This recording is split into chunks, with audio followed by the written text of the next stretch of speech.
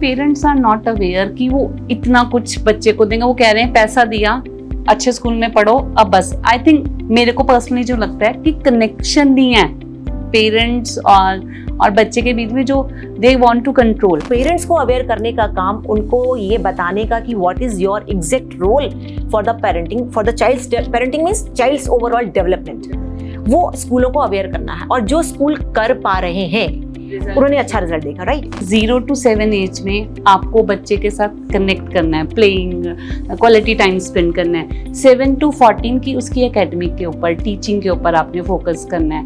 And 14 to 20 just उसको guide करना है। मेरे को लगता है यही ट्विस्ट है कि बच्चा 0 to 21 तक बच्चे को कंट्रोल ही कर रहा है। T stands for making connections with the children and C again stands for coaching children rather than controlling them. And any parent who is able to crack this code, ECC, okay, right? They are able to put their children on I'll say कि they prepare the children for the life. They set them to be responsible, happy, confident, successful adult for the life. बच्चे तो they are not interested to read the books. क्या हमें आजकल जो books आप देख रहे हैं ऑनलाइन भी हैं, वो बुक हाथ में देनी चाहिए विद फोन और हैंड बुक, जिसमें हम कनेक्शन शो करते हैं। रीडिंग हैबिट्स डेवलपमेंट जरूरी है, पर आजकल तो बच्चे बोलते हैं, मेरा बेटा ही बोल रहा है कि मम्मा ऑनलाइन पढ़ रहा हूँ मैं, देख रहा हूँ मैं, तो वो बेटर है कि मैं उसको कोई बुक ला के दूँ, वो बेटर रहेगा। As parent, if you are not reading the books, your children will never catch on the habit. तो सभी पेरेंट का ये शिकायत है कि किताबें नहीं पढ़ते। तो क्यों नहीं पढ़ते? मेरा ये मानना है कि हम किताबें उनको इंट्रोड्यूस ही नहीं कर रहे हैं आज। जब एक छोटा बच्चा खाना नहीं खाता था ना पहले, तो मम्मी क्या करती थी, मम्मी या दादी क्या करती थी, उसको कहानियां सुना, उसके साथ आगे पीछे घूम कर खाना खिलाते थे। आज हम क्या करते हैं, हम स्क्रीन चला देते, फोन चलाओ, कोकोमेलन देखो, ये देखो, कोकोमेलन देखो, और बच्चा खाना खा रहा है। स्क्रीन्स को ना पेरेंटिंग अपनी आउटसोर्स कर रहे हैं कि तुम बैठो, इनको रखाओ, हम काम कर लें। आप कहना चाह रहे हैं कि आजकल मोबाइल पेरेंटिंग हो रही है, हाँ? कि मोबाइल के थ्रू बच्चे हो रही, पर अच्छी नहीं हो रही ना, क्योंकि हम जब बात कर रहे हैं, जब मैं बात कर रही हूँ अपने बच्चे से, तो डेफिनेटली मैं वो बात करूंगी जो मैं चाहूंगी मेरे बच्चे में आदत डेवलप हो। मोबाइल आपके हिसाब से काम नहीं कर रहा है। मोबाइल में कोकोमेलन वो सिखाना चाह रहा है जो कोकोमेलन सिखाना चाह रहा है, जो ऐप सिखाना चाह रहा है। I agree with you. Parent जो हैं वो पेरेंटिंग कोच हायर कर रहे हैं। मैम, इज दैट ट्रू कि ये गेम चेंजर है पेरेंटिंग कोच की? It's just a myth. Parent से कुछ छूट रहा है, वो जो छूट रहा है अगर आपको कोई नहीं बता रहा। पहले बताने के लिए घर में दादी होती थी, नानी होती थी, बड़ी ताई होती थी, सब ऐसे लोग होते थे। कांता रानी बच्चे नु पागल ना क्या, पागल कहेंगी ना, पागल होके वखान गए। जे तो चंगिया कहेंगी ना, तो चंगे होके वखान गए। पेरेंट्स नॉर्मली बच्चे को शॉपिंग करके लेके जा रहे हैं, तो उसमें पेरेंट्स को क्या करना चाहिए कि जो बच्चे की डिमांड है उसको एज इट इज आजकल के पेरेंट्स पूरा कर रहे हैं। बाउंड्रीज में आपको ये सेटल करना है कि क्या मुझे अपने बच्चे को सब कुछ दिलाना है या नहीं। तो there is a concept of need and desire. आजकल हॉलीडेज होमवर्क मिल रहा है, बड़ा अलग अलग वे में हॉलीडेज होमवर्क मिल रहा है। पेरेंट्स मेरे पास आ रहे हैं कि एक बार रीड करके बताओ कैसा होमवर्क हम बच्चों को, छोटे बच्चों को कितनी हेल्प करनी चाहिए होमवर्क करवाने में, चाहे वो हॉलीडेज होमवर्क है चाहे नॉर्मल होमवर्क है। जब हम बच्चे को कोई काम वो दे रहे हैं जिसमें बच्चे को हाथ चलाना है, सीजर्स यूज करने हैं, right, fine motor skill develop करनी है, आपको कलरिंग करनी है, आपको थोड़ी कटिंग करनी है, पेस्टिंग करनी है, तो we are actually trying to work on the children's skill. आप उसको देख लेते हैं कि नंबर से जुड़ेगा, आप वो काम खुद करने बैठ जाते हैं। बीइंग अ बिजी पेरेंट्स, हम अपनी सेल्फ केयर को कैसे प्रायोरिटी दे सकते हैं? Self care is all about priority. If we do not prioritise, तो we run as the life wishes us to go. But when we prioritise, कहीं भी बच्चा टेंट्रम शो कर रहा है तो हमें यूज करना चाहिए, मेरा फर्स्ट सैंडविच की ब्रेड होगी, यस नो यस, कि आपने डायरेक्टली नो नहीं कहना है कि नहीं ये ऐसा नहीं होगा, तो वो तो टेंट्रम शो करेगा। तो बेटर है कि आप उसको बोलो कि हाँ आप ये करना चाह रहे हो, हम करेंगे, साथ में ऑप्शन नो के साथ लगा के फिर उसको यस पे कि हम स्विमिंग करेंगे।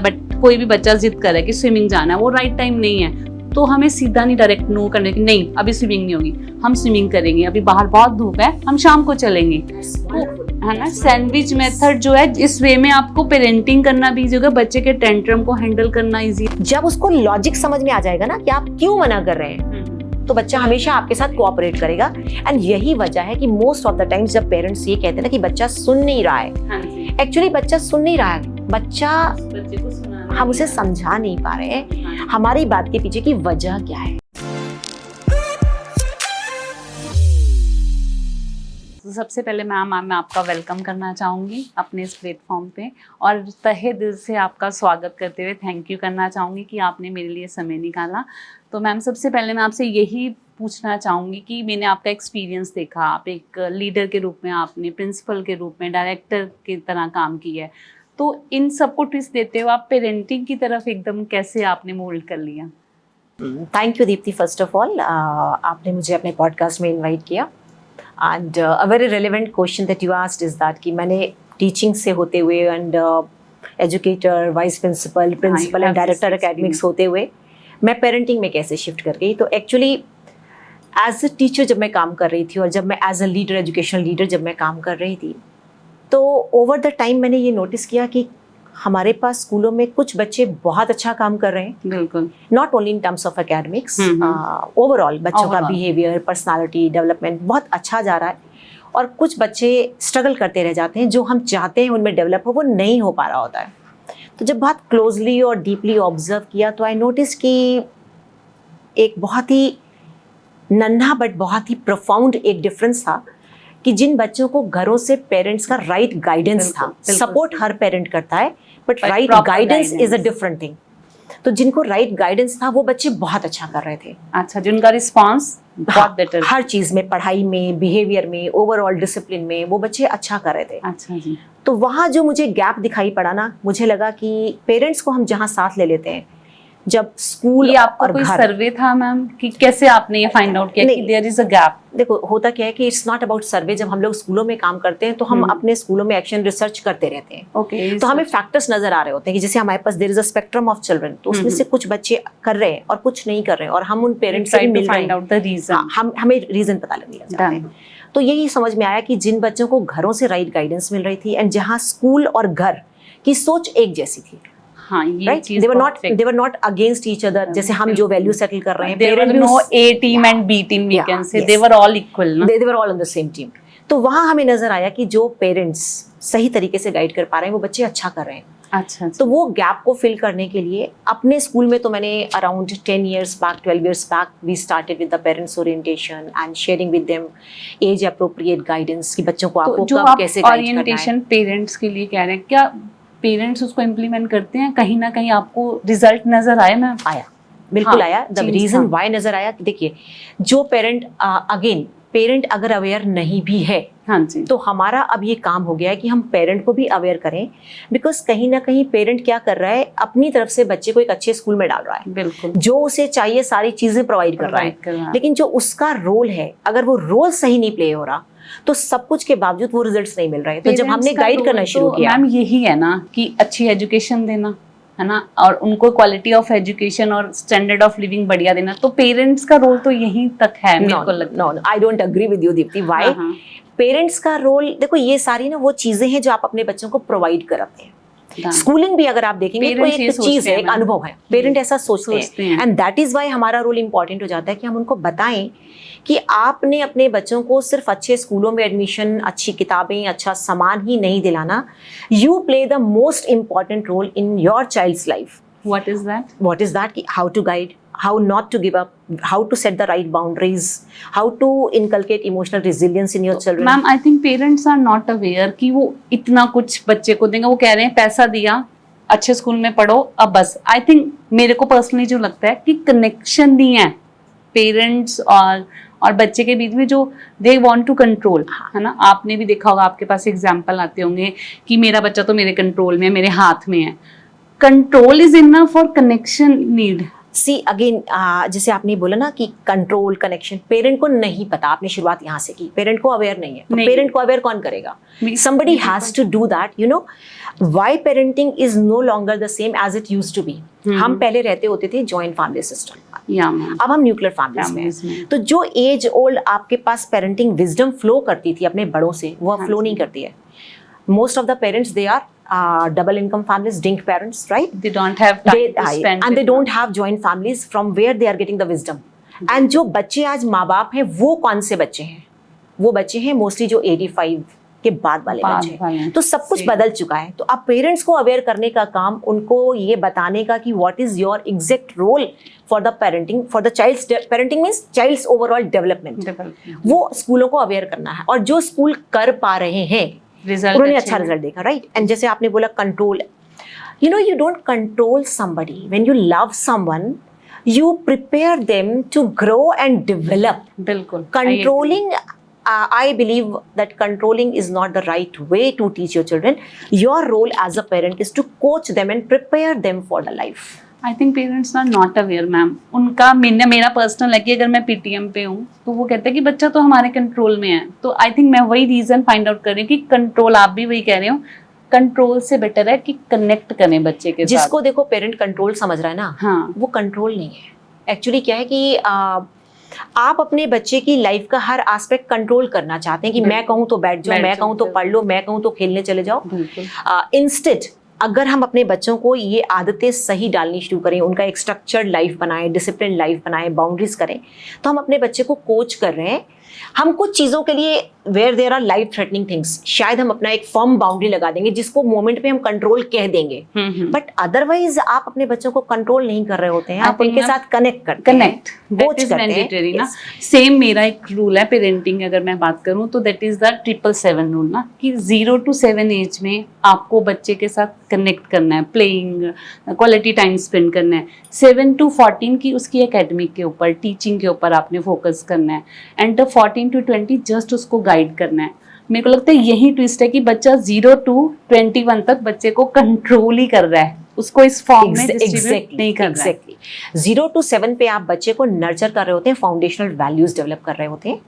एंड जो आपका स्पेसिफिकली एडोलेसेंस वाला एज है, 14 to 20 वाला जो है, वहां पे you are just guiding your child, you are helping them to think, you are helping them to develop critical thinking, problem solving approach, decision making, and then owning the decision even if it gets wrong, even if it goes wrong, how to support to come out and make the right decision again. वो अपनी mistake से I think सीखेंगे। And जैसे आपने बोला अपना 7 into 7 rule आपने बताया, तो what I believe, जैसे what मेरा जो पर्सनल अगर आप बोलेंगे the parenting code that I wish parents to crack is that ECC. And what does it mean? It means E stands here for emotion regulation. Okay. And then C stands for making connections with the children, and C again stands for coaching children rather than controlling them.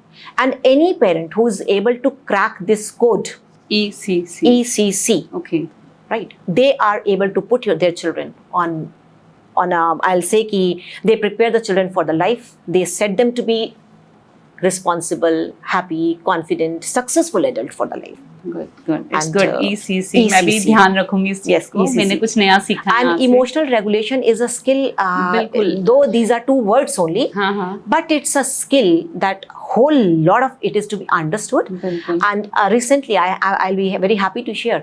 Recently, I have launched my recorded course as well, which is by the name of the art of effective parenting. Good. And wherein I am teaching parents, guiding them how to decode this parenting code ECC. That's great. And Very prepare nice. them to connect with their children, and where to control and where to coach.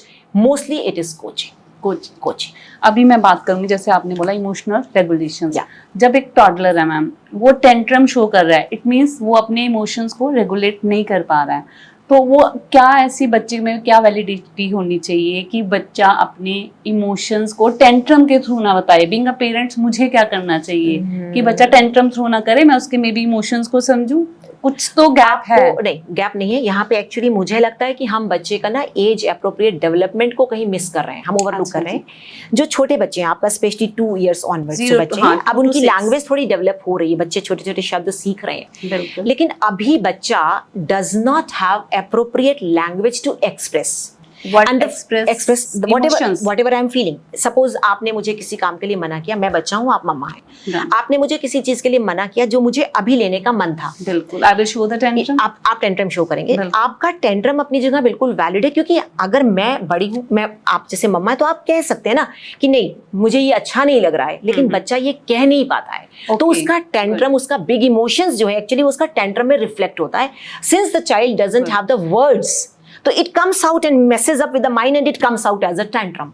तो जब हमें ये समझ में आ जाता है कि बच्चा अगर कोई भी टेंट्रम शो कर रहा है, हाँ, तो इट मींस वो अपने इमोशंस को शो नहीं कर पा रहा। और कई बार जैसे आपने देखा होगा बड़े बच्चे भी टेंट्रम शो करते हैं, 8-10 वाले भी कर रहे हैं, इवन 14 साल वाले भी कर रहे हैं। हाँ। तो अगेन रीजन वही है कि बिकॉज उनको अपने इमोशंस को रेगुलेटेड वे में एक्सप्रेस करना सिखाया ही नहीं गया है। I think you are right ma'am, I agree with you. Being a parent मुझे भी ये पता चल रहा है कि बच्चा टेंट्रम शो क्यों कर रहा है। Behind the reason is that कि हमें टेंट्रम का रीजन फाइंड आउट करें, that is they are unable to express. They are unable to express, and who will teach them?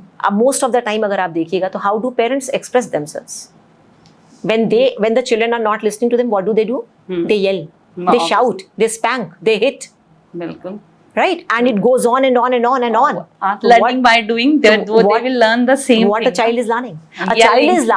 A child is learning when you are not able to express yourself, you shout. When you don't get the things your way done, you shout, hit, do everything. So emotional regulation is not for the children first. It is first for the parents. And emotionally regulated parent will be able to express their own emotions in a very calm, cool, and controlled manner using the right words and right tone of the words matter a lot. हाँ, मैं भी इस बात के लिए it matters a lot, right? बिल्कुल। अब aggression मान लो हमने दिखानी है, डजंट मीन कि हमने शाउट करके ही बच्चे सामान उठा के फेंक देना है। हाँ, या वही बच्चा तो वही देख रहा है ना कि अगर मैंने गुस्सा दिखाना है तो आई विल थ्रो एनीथिंग ना। तो कैसे पेरेंट्स को अपनी एग्रेशंस को कैसे, अब बच्चे से पानी का गिलास गिर गया, कांच का गिलास टूट गया, तो बीइंग अ मदर मेरे को बहुत बुरा लगा कि मेरा सेट खराब कर दिया उसने सेट ग्लासेस का ना। I will just tell you here, एक बार रुक कर सोचिए दीप्ति, आपके बच्चे से कांच का गिलास गिर गया, टूट गया, राइट? अब सिर्फ सोचिएगा कि क्या वो उसने जानबूझकर गिराया। I will share an example of my own life. I remember I might be in class 6 और 7th। तो गर्मी की जैसे छुट्टियां थी, और अब जैसे आप दही जमाते हैं तो सवेरे उठा के आप उसको फ्रिज में रखते हैं और खाने के टाइम पे आप फ्रिज से निकालते हैं। तो सवेरे मम्मी ने उठा के दही फ्रिज में रखा होगा, और दोपहर के लंच के टाइम मम्मी ने बोला बेटा दही निकालो, और मैं निकाल रही हूँ दही फ्रिज में से, जस्ट इमेजिन द सीन। और वो मैं दही को देख रही हूँ, मैं कह रही हूँ मम्मी कितना अच्छा चक्का दही जमा है आज, इट वॉज गुड दही जमा हुआ। एंड मैं निकाल रही हूँ और वो मेरे हाथ से छूटता है, और वो पूरा वो जो आपके कांच के चीनी मिट्टी के बर्तन होते हैं बड़े, वो टूटता है, दही भी गिरता है, बर्तन भी टूटता है। मैं ऐसे, मुझे लगता है डांट पड़ेगी, और मेरी मम्मी ने कुछ नहीं कहा, उन्होंने सिंपल इतनी सी बात कही, इट्स ओके, रुको इसको साफ कर देते हैं मिलके। हमने मिलके मम्मी के साथ साफ कर दिया।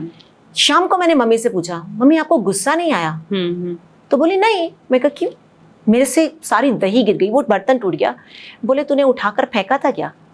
हाथ से छूट गया, तो काम करते हुए मेरे हाथ से भी छूट सकता है।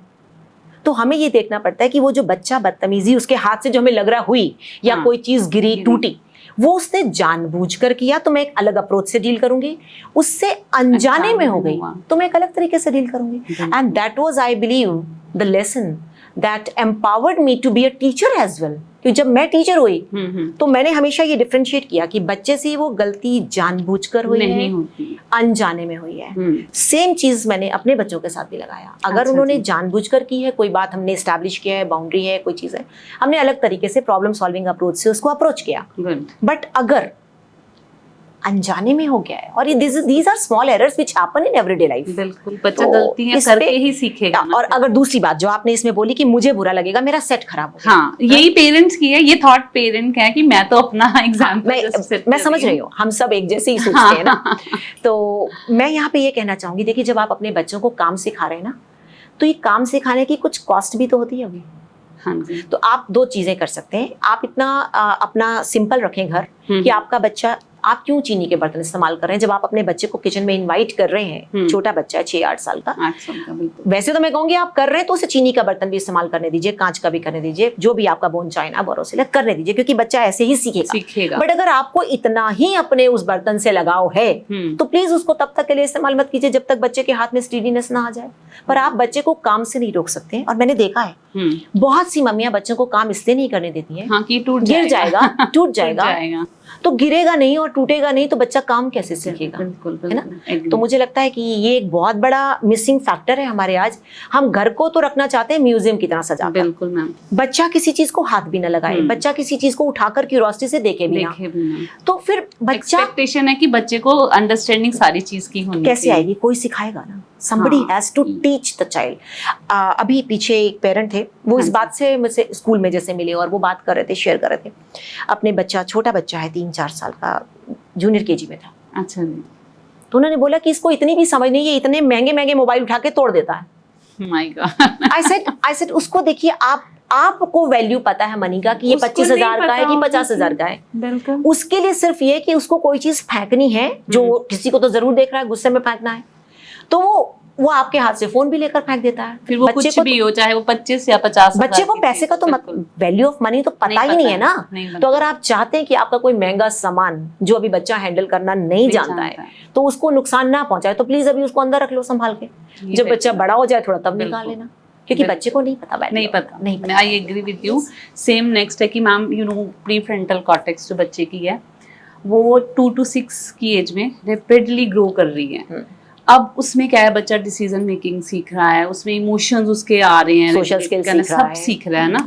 तो कैसे हम उस अगर प्री फ्रंटल कॉर्टेक्स जब डेवलप कर रही है तो किस तरह के प्ले, गेम्स या कोई एक्टिविटीज हम बच्चों के साथ कर सकते हैं 2 to 6 एज के बच्चों के साथ, ताकि उसकी डेवलपमेंट एक प्रॉपर वे में हो। इमोशन रेगुलेशन पे ही हम बात कर रहे थे, तो that is the right time I think जब हम बच्चे में डाल सकते हैं वो इमोशन। तो किस वे में हम डाल सकते हैं? Very relevant question and I believe this will help a lot of audience, जो आपका पेरेंट्स सुन रहा होगा, पेरेंट ऑडियंस सुन रहा होगा। सी, आपके बच्चे का 2 to 6 years का जो टाइम है, when the brain actually is growing very rapidly, and आपका pre frontal cortex is one part of the brain which is related with the all these emotional regulation skills हो गया, your social skills हो गया, decision making, all that। And if you wish your children to grow that in a manner which helps the child for the development of the life as well, you need to engage with your children। And when I say engage, I mean genuine engagement, like I'm telling you all parents, they can do few activities, like minimum at least you must make few routines, established routines that every day I'm going to do this with my child। Like first, number 1 can be let your child play free play, 30 minutes of free play every day in the open playground। अच्छा जी। or on the grass somewhere in the nature का touch, nature के touch में। Second thing, you engage your children in some brain activity which is playing some blocks, जो some board games, problem solving activities हैं, and that increases focus as well when a child sits for a game। किस तरह की, जैसे कि ma'am मैंने भी थोड़ी बहुत ट्रेनिंग दी है, तो उसमें हम एक्टिविटी कराएं कि दाल पेस्ट कर लो या फिर पोरिंग कर लो। देखो ये आपका फाइन मोटर स्किल्स वाला है। अच्छा, आप जो कह रहे हैं वो भी डेवलप होंगी, प्रीफ्रंटल कॉर्टेक्स वो भी होंगी। तो आप वो भी ले सकते हैं कि आपने चने और राजमा मिक्स कर दिए, बच्चे को बैठा दिया अलग करने के लिए, फाइन, वो आपका फाइन मोटर स्किल्स को डेवलप कर रहा है। आप चाहते हैं कि बच्चा अलग तरीके से सोच पाए, तो जब बच्चा ब्लॉक्स लगाता है, बच्चा पजल सॉल्व करता है, तो बच्चा क्या सीख रहा है, वो देखता है ये पीस नहीं मैच किया, वो उठाता है दूसरा पीस देखता मैच करता है, वो देखता है ये छोटा ब्लॉक था और ये बड़े के ऊपर लग गया पर बड़े छोटे के ऊपर बड़ा नहीं लगा, कुछ तो बच्चा देख रहा है, वो सीख रहा है, उसका दिमाग उन चीजों को पकड़ रहा है। सेकेंड एक्टिविटी, आप जरूर बच्चे को इन्वॉल्व करिए। Third, you involve your child in some daily routine, घर के काम, समथिंग लाइक, एंड आप सोचेंगे अब 2 साल का बच्चा क्या कर सकता है, पर 2 साल का बच्चा कर सकता है, प्रोवाइडेड आप खुली निगाह से देखिए। आप किचन में काम कर रहे हैं, बिल्कुल, और आपको किचन में 10 चीजों की जरूरत है, ना, आप बच्चे से आलू कह सकते हैं उठा के लाओ, और वो उसी वे में रिकॉग्नाइज करेगा कि हाँ, उठा के लाओ, कलर बढ़ेगा, वो 1 लाएगा, 1 लाएगा, फिर आप उसको बोलिए ब्रिंग 1 more, 1 2 3। इन सब के लिए पेशेंस बहुत चाहिए। इतनी भागदौड़ की जिंदगी में आजकल के पेरेंट में पेशेंस की इतनी भागदौड़ की जिंदगी में हमें लगता है हम खुद ही उठा लाएंगे, खुद ही क्या उसको बोलना है। बट देन 2 चीजें हैं, जब आप बच्चे को रोता हुआ छोड़ के, अगर आप अकेले हैं, या तो आप किसी मेड के साथ छोड़ेंगे, किसी हाउस हेल्प के साथ छोड़ेंगे, आप उसे कोई अटेंड कर रहा है। अगर आप अटेंड नहीं कर रहे हैं और आप सोच रहे हैं कि बच्चा मुझे खाना बनाना है, और कोई बच्चे को अटेंड नहीं कर रहा और बच्चा आपको रो रहा है, वो रो इसलिए रहा है क्योंकि वो अकेला, उसे कोई है नहीं, तो आप अपने साथ एंगेज कर लीजिए ना। कुछ नहीं है, कटोरियां दीजिए, छोटी छोटी, पानी दीजिए, चम्मच दीजिए, डालने दीजिए इधर से उधर ना, वो एंगेज है आपके साथ, तो involve the child with you. उसके अलावा आप और क्या कर सकते हैं, एंश्योर कि आपके पास एक एस्टैब्लिश्ड रीडिंग टाइम है where you are reading some story to. ये बहुत अच्छा आपने बोला, रीडिंग टाइम यही लैक कर रहे हैं बीइंग अ पेरेंट, मैंने देखा है। और बच्चे तो they are not interested to read the books. क्या हमें आजकल जो बुक्स आप देख रहे हैं ऑनलाइन भी हैं, वो बुक हाथ में देनी चाहिए विद फोन और हैंड बुक, जिसमें हम कनेक्शन शो करते हैं। रीडिंग हैबिट्स डेवलपमेंट जरूरी है, पर आजकल तो बच्चे बोलते हैं, मेरा बेटा ही बोल रहा है कि मम्मा ऑनलाइन पढ़ रहा हूँ मैं, देख रहा हूँ मैं, तो वो बेटर है कि मैं उसको कोई बुक ला के दूँ, वो बेटर रहेगा। दीप्ति देखो, मैं ये कहना चाहूंगी यहाँ पे, reading as a habit actually is dying. And remember, this is for all the parents, those who are listening to both of us. Reading as a skill has to be established in the foundational years. If किस as में ma'am? आपका ECC early childhood care and education में जो हमारे first 6 years आ रहे हैं, बच्चे को मैं स्टोरी बुक दे सकती हूँ? मैं I'm telling you how can you proceed. Even to such a small child, जो 8 महीने का बच्चा है ना, आप उसको भी स्टोरी बुक दे सकते हैं। बच्चा will not read. वो तो हाँ, our aim as parent is to introduce the books to the child. that I think that is not earlier age ma'am. नहीं, आप इसको सुनिए, पूरा प्रोसेस बड़े ध्यान से पकड़िएगा, because this is coming from an educator. Okay, this is coming from an educator, right? बिल्कुल।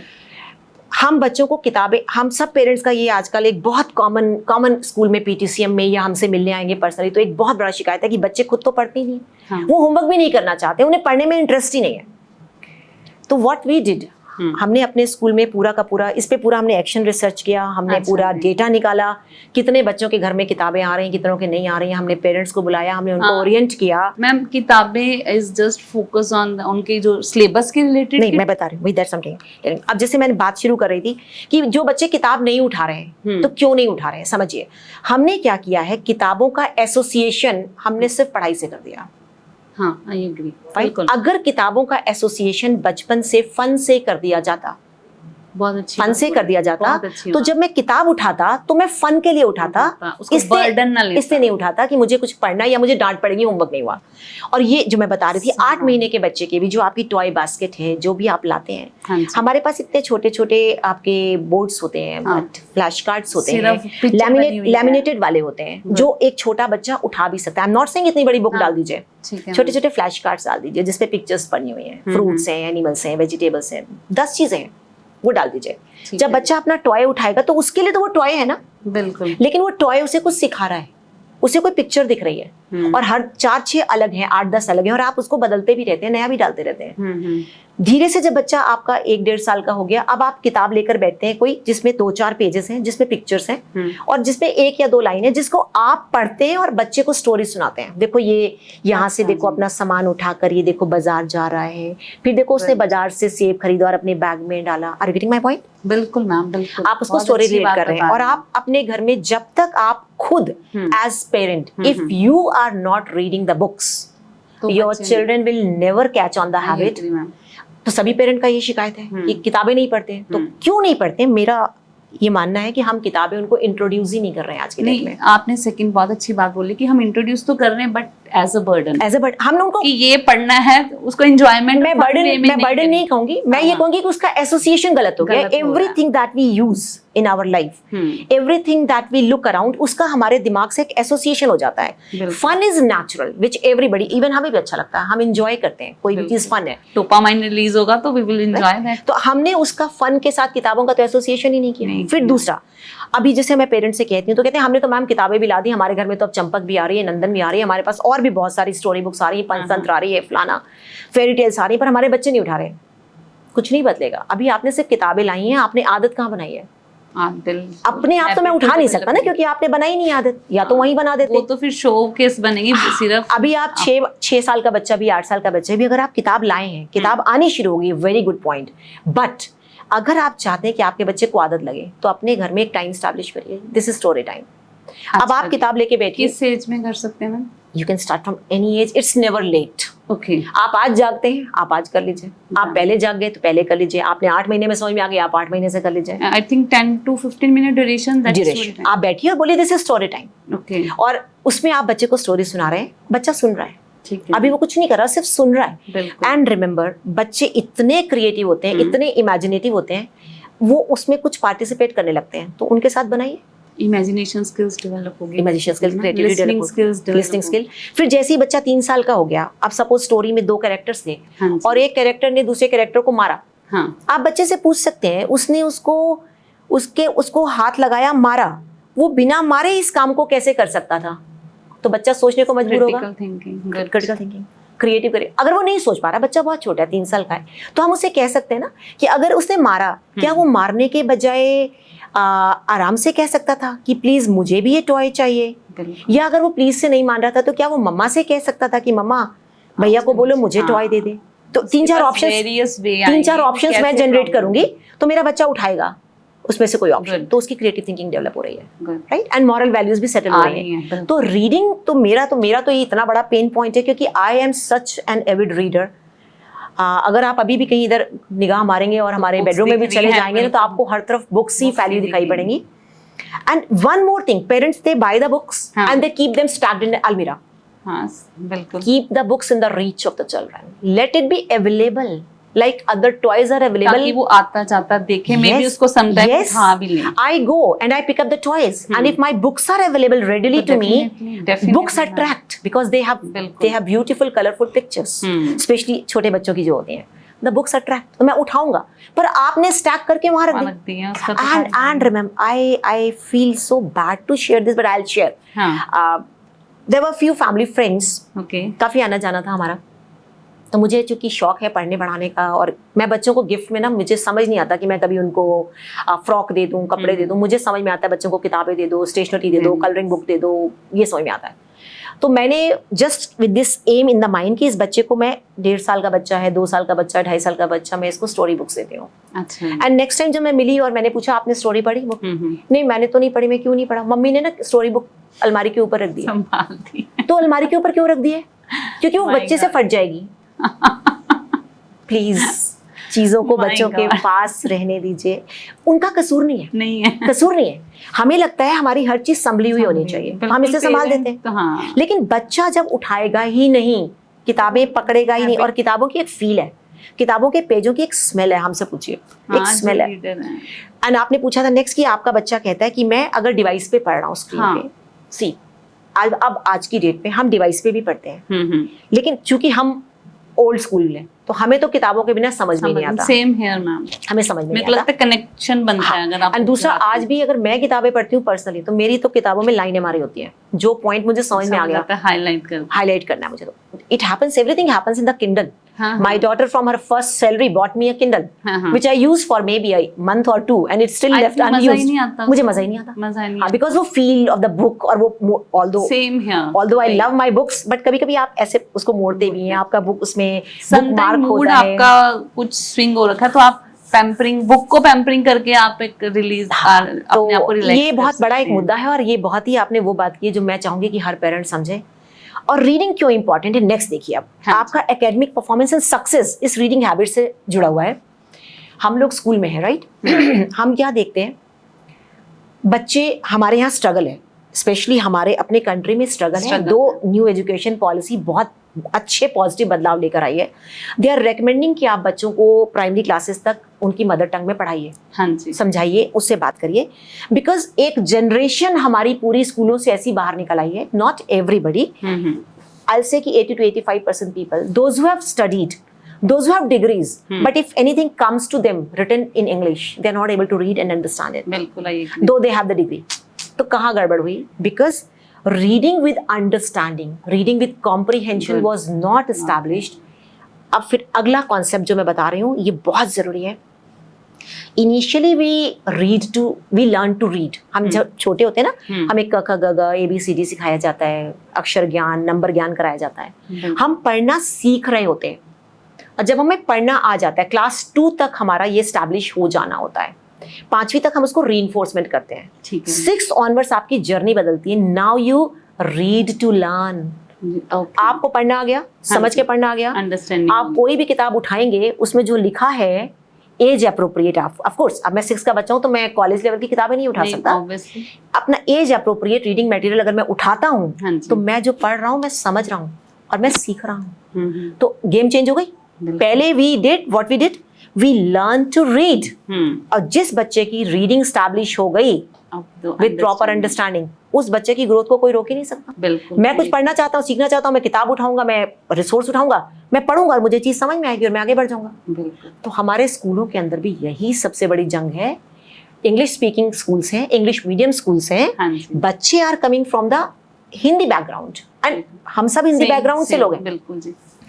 जिन बच्चों का, हमारे जो बच्चे अच्छा नहीं परफॉर्म कर पा रहे हैं, उनका सबसे बड़ा स्ट्रगल यही है कि उनको भाषा समझ में नहीं आ रही है, lack of understanding. Lack of understanding. और जब एक बच्चा मैथ्स नहीं कर पाता है ना, तो वो हाँ इसलिए मैथ्स नहीं कर पा रहा कि उसे मैथ्स नहीं आता है, वो इसलिए मैथ्स नहीं कर पा रहा कि उसे statement some is not making the meaning. बिल्कुल। तो how important is reading and how important it is for the parents to introduce reading at such a small age that उसका association fun के साथ हो जाए। तो आपका कहना ये है कि 8 मंथ का अगर बच्चा है, 8-10 मंथ्स पे आप उसके फ्लैश कार्ड्स डाल सकते हैं, वो आपको ध्यान रखना है। जैसे बच्चे की एज बढ़े उसके अकॉर्डिंग आप उसको स्टोरी टाइम रखिए, एज अप्रोप्रिएट कंटेंट लाइए। हाँ। और आई रिमेम्बर हमारे घर में शुरू से ये एक प्रैक्टिस, पता नहीं उस वक्त मुझे नहीं समझ थी, बट वो फैक्ट्स नहीं पता थे इसके रिजल्ट्स क्या आएंगे, पर जाने अनजाने वो एक प्रैक्टिस इतनी अच्छी सेटल हुई। अब जैसे हम पोंटा में रह रहे हैं यहाँ पर, तो पोंटा तो आज 30 साल बाद अगर मैं देखती हूँ, 30 साल पहले अगर मैं जाकर देखती हूँ, तो पोंटा से तो कोई कुछ आने जाने के साधन भी कुछ नहीं थे। हम देहरादून जाते होते थे महीने में एक बार। और जब हमारी बच्ची बड़ी हो रही थी, बड़ी वाली, when she was in class senior KG, junior KG, तो हम जब जाते थे ना, तो हम वहां से ना ऐसे उठा के लाते थे stock books, story books, puzzle books, activity book. I think उस टाइम ना एक्सपोजर नहीं था, फोन नहीं थे ना, तो कोई ऐसा टाइम नहीं था कि बच्चा जहाँ स्पेंड कर सके, तो उस टाइम रीडिंग ज़्यादा जल्दी डेवलप होती थी। आजकल थोड़ा मुश्किल है क्योंकि डिस्ट्रैक्शन है बच्चों के पास, सबसे बड़ा फोन, टीवी एंड ऑल। लेकिन मैं अगेन फिर ये कहना चाहूंगी, डिस्ट्रैक्शन है, वो डिस्ट्रैक्शन बनाया किसने? हमने। बिल्कुल हमने बनाया है। आज भी हमारे पास चॉइसेस हैं।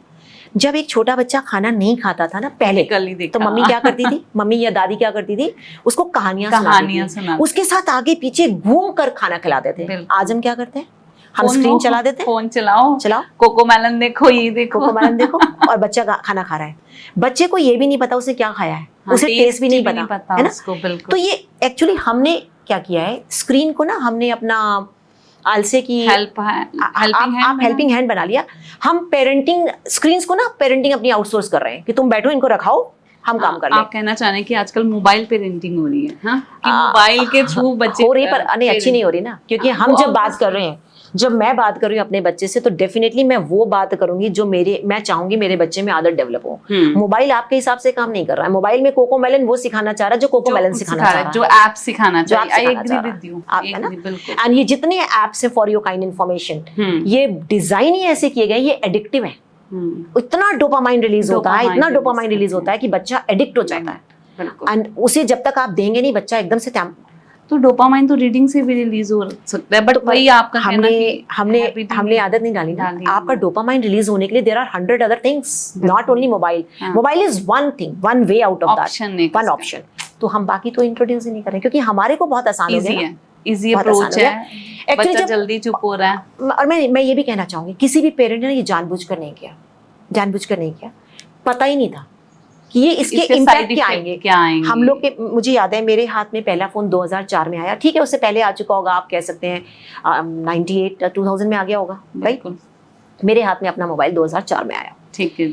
अब अगर हम ये देखते हैं कि अगले पिछले 25-30 साल में जो हमारे पास मोबाइल आया और मोबाइल के यूसेज बढ़े और बच्चों के हाथों में गए और जो उसके इल इम्पैक्ट्स आए, उसकी तो अब रिसर्च और स्टडीज आने लगी ना, शुरू हुई है, बिल्कुल अब आने लगी ना। असर तो पड़ चुका, एक पूरी जनरेशन पे असर 25 साल पड़ चुका। अब वो चेंजेस, अब वो बार बार क्यों ये बात की जा रही है, screen free parenting, mobile addiction. वास्तव में बच्चे मोबाइल एडिक्ट हो गए, बिल्कुल बच्चे हो गए मोबाइल एडिक्ट। तो उन पेरेंट्स को पता नहीं था, बट आई विल से आज भी बहुत होप बाकी है। The only thing needed is कि पेरेंट्स को इंटेंशनल होना है, और अगर उनको कहीं लग रहा है कि बहुत ज्यादा परेशानी हो गई, बच्चा नहीं सुन रहा है, नहीं समझ पा रहा, they must seek help of some professional. How to de-addict the child, पे बात करना चाहूंगी कि आज पेरेंट जो हैं वो पेरेंटिंग कोच हायर कर रहे हैं। मैम, इज दैट ट्रू कि ये गेम चेंजर है पेरेंटिंग कोच, की इट्स जस्ट अ मिथ? आप इसके बारे में, आप भी एक parenting coach, certified parenting coach हैं। जैसे मैंने आपको बोला कि मैंने नोटिस किया कि कुछ गैप्स हैं, पेरेंट्स से कुछ छूट रहा है। वो जो छूट रहा है, अगर आपको कोई नहीं बता रहा, पहले बताने के लिए घर में दादी होती थी, नानी होती थी, बड़ी ताई होती थी, सब ऐसे लोग होते थे। अच्छा, क्योंकि आप तो जॉइंट वो फैमिली एक पेरेंटिंग कोच का काम करते थे। What has work with their children over the time, वो शेयर करते थे। लाइक अगर मैं बताऊं, जैसे मेरी दादी जब थी, हम लोग जब बड़े हो रहे थे तो घर में हम 3 भाई बहन थे, और दादी थी, मम्मी थी, पापा मेरे when I was in class 8 पापा हैज पास्ड अवे। तो जैसे कभी किसी बात पे मम्मी, आदत होती है आप कोई ना कोई ऐसा वर्ड बोल देते हैं तो मम्मी पागल बोल देती होती थी कभी कभी। नॉर्मल है। तो दादी मम्मी को रोकती होती थी। अच्छा कि कांता रानी बच्चे नु पागल ना क्या कर। अच्छा पागल पागल कहेंगी ना, पागल होके वखानगे। जे तो चंगिया चंगिया कहेंगी ना तो चंगे होके वखानगे। एंड हमें उस वक्त नहीं पता था कि ये कोई फिलॉसफी है, और उन्हें भी शायद नहीं पता था, बिकॉज दादी को ये नहीं पता था this is some psychological philosophy. But today when I have read, I have done my parenting coaching, I have read psychology related to the children, yes, I know that there is a psychology, this is the prophecy, self fulfilling prophecy of your words. Yes, अगर हम बच्चे को बोलेंगे तू तो नालायक है तो नालायक ही होके दिखाएगा। अच्छा, तो अब ये दादी को तो नहीं पता था, उससे नहीं पता था, किसी थ्योरी से, पर उनकी लाइफ में लगता था, उन्होंने लाइफ का लेसन मम्मी को पास ऑन किया। अब ये कौन बता रहा है? अगर कोई बताने वाला है आपके घर में, ठीक से गाइड करने वाला है, आपको पेरेंटिंग कोच की बिल्कुल जरूरत नहीं है। बट अगर आपके घर में कोई नहीं है, और या आपको, क्योंकि ये भी डर होता है ना कि मैं अगर किसी से बोलूंगा तो वो समझेंगे कि इसको पेरेंटिंग भी नहीं आ रही है, हाँ, तो आप अपने बड़ों से कहना भी नहीं चाहते। कॉम्प्लेक्स, इन्फिनिटी कॉम्प्लेक्स ही आ जाएगा। आप दादी हैं, आप चाहे अलग रहते हैं, अलग शहर में, पर आप जब जाते हैं तो आप कह सकते हैं, पर आप नहीं कहते हैं। क्यों? आपको लगता है ये सोचेंगे मेरे पेरेंटिंग भी नहीं आती, बाकी तो 36 काम दुनिया के आते हैं, मॉडर्न है ना। तो आप कहना भी नहीं चाहते, तो then you need some help, some guidance, some coaching. And believe me, मेरा तो एवरी डे शाम के सेशंस बुक्ड होते हैं, 1 और द अदर सेशन शाम को बुक्ड होता है। अच्छा जी। 1 घंटे 2 घंटे की कॉल्स पेरेंट्स के साथ, कपल्स भी बैठते हैं, कभी मदर बैठती है, कभी फादर बैठते हैं, session, just to know how to handle this situation, जो भी उनकी पर्टिकुलर चैलेंजेस हैं। अच्छा, कैसे चैलेंजेस आप शेयर? अगेन चैलेंजेस, सबसे बड़ा चैलेंज है कि बच्चा बात नहीं सुनता। सेकंड सबसे बड़ा चैलेंज कि बच्चा स्क्रीन से एडिक्टेड है। अच्छा जी। तीसरा सबसे बड़ा चैलेंज कि मेरे बच्चे के नंबर अच्छे नहीं आ रहे हैं पढ़ाई में, क्या करें? तो रीडिंग एस्टैब्लिश नहीं करी है, आदत कहना मानने की है, कोर ऑफ द अगर स्टोरी देखें तो वही सब बात। बिहेवियर, अब बिहेवियर कहाँ एस्टैब्लिश हो रहा है? हाँ, जो आप बाउंड्रीज सेट कर रहे हैं उसी में बिहेवियर आपका एस्टैब्लिश हो रहा है। तो there are lot of challenges. उनको लगता है कि पेरेंट्स को ये लगता है हम अपने बच्चे को प्यार कर रहे हैं। देखो आप अगेन, आप अपने बच्चे को प्यार कर रहे हैं। मैं फिर आपको बोली ना, देखो क्या होता है कि हमारे साथ बच्चे जा रहे हैं, ठीक है, अब मैं जा रही हूँ ग्रोसरी शॉप पे, तो बच्चा मेरे से पहले बास्केट में चीज रख रहा है कि मेरे को ये चाहिए। अब मैं मेकअप पे चले गए हैं, हम पेरेंट्स नॉर्मली बच्चे को शॉपिंग करके लेके जा रहे हैं, तो उसमें पेरेंट्स को क्या करना चाहिए कि जो बच्चे की डिमांड है उसको एज इट इज आजकल के पेरेंट्स पूरा कर रहे हैं, उनको फर्क ही नहीं पड़ रहा, वो अर्न कर रहे हैं तो वो स्पेंड भी कर रहे हैं, तो इससे का साइड इफेक्ट होगा कि है? बिल्कुल है, बिल्कुल है। अच्छा, मैं बताती हूँ। अब इसमें ना आपने जो बात की, इसमें 3-4 चीजें जो बहुत ध्यान से सुनिएगा। हाँ जी, ऑडियंस के लिए बहुत अच्छा जाएगा। अभी मेरा जो कल का रील था वो यही था। अच्छा जी। आपने बोला कि कोई भी सामान बच्चे मांगते हैं पेरेंट दिला देते हैं। हाँ जी। तो पेरेंट को सबसे पहले तो ये सेटल करना है कि बाउंड्रीज में आपको ये सेटल करना है कि क्या मुझे अपने बच्चे को सब कुछ दिलाना है, अच्छा, या नहीं। तो there is a concept of need and desire. कैसी चीजों को मैं बता रही हूँ, नीड एंड डिजायर। देखिए आपके बच्चे को खाना पीना पढ़ना ये सारी चीजें आपने दिलानी है बिकॉज इट्स योर नीड, वो जरूरत है। I am not saying desires are bad. A chocolate a week is okay, but a chocolate 2 times a day is not okay. अच्छा, फाइन। अब ये क्या है? खाना खाना, हेल्दी खाना खाना, बैलेंस डाइट लेना मेरी नीड है।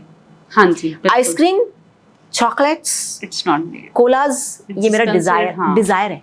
बिल्कुल। ये डिफरेंशिएट मैं करना सिखा रही हूँ। डिजायर है, डिजायर्स एंड नीड्स। अब ऐसे आप किसी भी फील्ड में चले जाएं, मैंने जैसे खाने की बात करी, आप किसी भी चीज में चले जाएं। अच्छा जी। अब ये डिजायर आपको कितनी पूरी करनी है?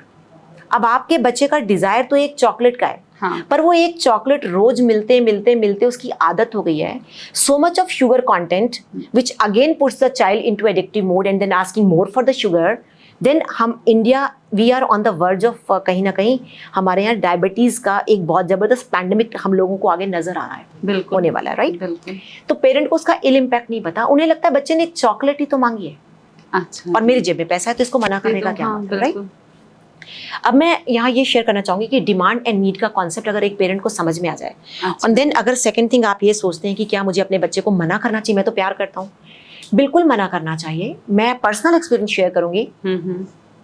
मैंने बोला पर्सनल एक्सपीरियंस में बहुत कुछ सही भी किया, बहुत कुछ गलत भी किया। कुछ कहते हैं ना इंस्टिंक्ट से समझिए, अपनी इंट्यूशन से समझिए, वो चीजें सही होती हैं। अच्छा जी। हमारी छोटी वाली बिटिया को जब वो she was around 1.5 years, okay, उसको लेके हम बाजार गए। हम रहते थे राजबन, जो कि एक बहुत ही इंटीरियर और बहुत ही डिसकनेक्टेड सा एरिया। वहाँ से आने में भी हमें 10 किलोमीटर स्कूटर पे आप आ रहे हैं, कोई कनेक्शन है कुछ नहीं। जब हम पॉन्टा साहब के बाजार आते थे, अब जब उसे बाजार में लेके हम पहली बार गए, तो जब हम दुकान पे चढ़े तो वहाँ बॉल्स रखी थी। तो उसने जो चीज उसको नजर आई ना, पापा ये, हाँ, पापा ये, बच्चे पापा ऐसे ये ही करते हैं।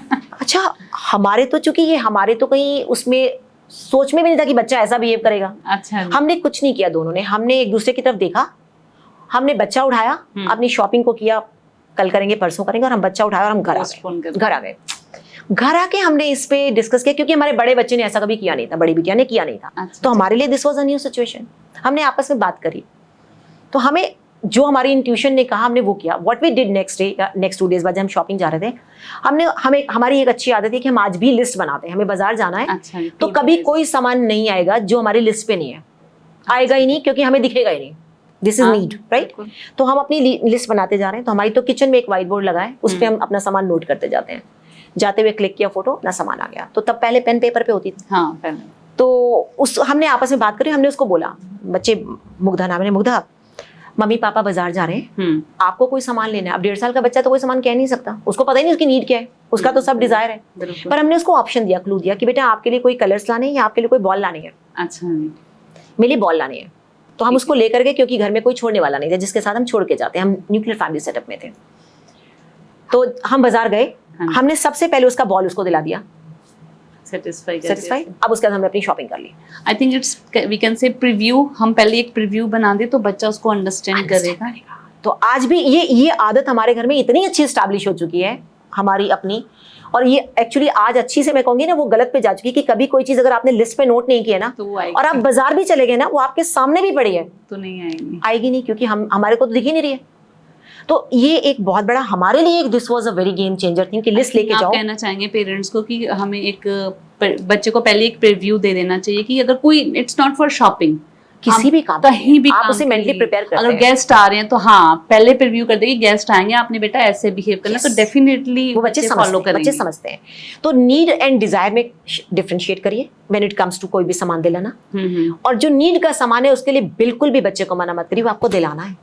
और स्टेशनरी हो सकता है कि डिजायर हो कि भाई बहुत फैंसी कलर्स चाहिए, हाँ जी, कुछ स्कूल नहीं अलाउ करते हैं, पर आपके बच्चे को मजा आता है और आपको दिखता है कि उसका आर्टिस्टिक टैलेंट है, आप दिलाइए। The only thing you can do कि बच्चा स्कूल ना ले जाए, अच्छा, अगर स्कूल में नहीं अलाउड है तो। बिल्कुल। कुछ चीजें डिजायर होते भी अगर मेरे बच्चे को नर्चर कर रही हैं तो मैंने दिलाई है। मेरे बच्चों ने किताबों पे वैसे ही हाथ रखा जैसे मैंने रखा। आप वही, आप पेरेंटिंग के बिहाफ पे मैं भी कहना चाहूंगी कि मेरा जो कॉन्सेप्ट है वो सैंडविच मेथड, कि अगर हम मार्केट में कहीं भी बच्चा टेंट्रम शो कर रहा है तो हमें यूज करना चाहिए, मेरा फर्स्ट सैंडविच की ब्रेड होगी यस नो यस, कि आपने डायरेक्टली नो नहीं कहना है कि नहीं ये ऐसा नहीं होगा, तो वो तो टेंट्रम शो करेगा। तो बेटर है कि आप उसको बोलो कि हाँ आप ये करना चाह रहे हो, हम करेंगे, साथ में ऑप्शन नो के साथ लगा के फिर उसको यस पे कि हम स्विमिंग करेंगे। मेरा कोई भी बच्चा जिद करे कि स्विमिंग जाना है, वो राइट टाइम नहीं है, तो हमें सीधा नहीं डायरेक्ट नो करने की, नहीं अभी स्विमिंग नहीं होगी, हम स्विमिंग करेंगे, अभी बाहर बहुत धूप है, हम शाम को चलेंगे। That's wonderful. सैंडविच मेथड जो है, इस वे में आपको पेरेंटिंग करना भी इजी होगा, बच्चे के टेंट्रम को हैंडल करना इजी रहेगा। I'll borrow that from you to tell other parents. And this is actually what we do. इसको हम कैसे बताते हैं? हाँ जी, बेसिकली कि आप बच्चे को रीडायरेक्ट करते हैं। अच्छा, आप रीडायरेक्ट करते हैं कि भाई बच्चे ने बोला है, तो आप उसको जब स्ट्रेट नो कह देते हैं, because I say so, it doesn't work with the logical mind and children need answers to their curiosity. हाँ, मैंने भी एक देखा है कि नो का कंसेप्ट जो है वो बच्चा नहीं समझता। बच्चा नहीं समझ रहा। आपने बोला आई सेड सो, मैं आपको बोलती हूँ कि मैम क्लोज योर आईज, और आपने मंकी इमेजिन नहीं करना है, तो आप आईज मंकी होगा, आएगा।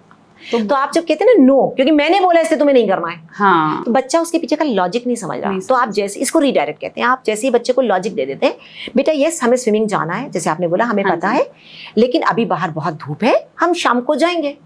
यस, आपने उसकी बोला, उसकी नीड को एक्नॉलेज किया, यस हमें स्विमिंग जाना है, हाँ जी, अभी धूप है, जो कि हम मना कर रहे नहीं जाएंगे, डायरेक्ट नहीं कह रहे। हाँ, फिर हमने बोला हम शाम को जाएंगे, हमने यस कर दिया। तो this is redirecting the child, और उसको जब I have given the name as a that's beautiful, to understand it will become Yeah. Easier for the people.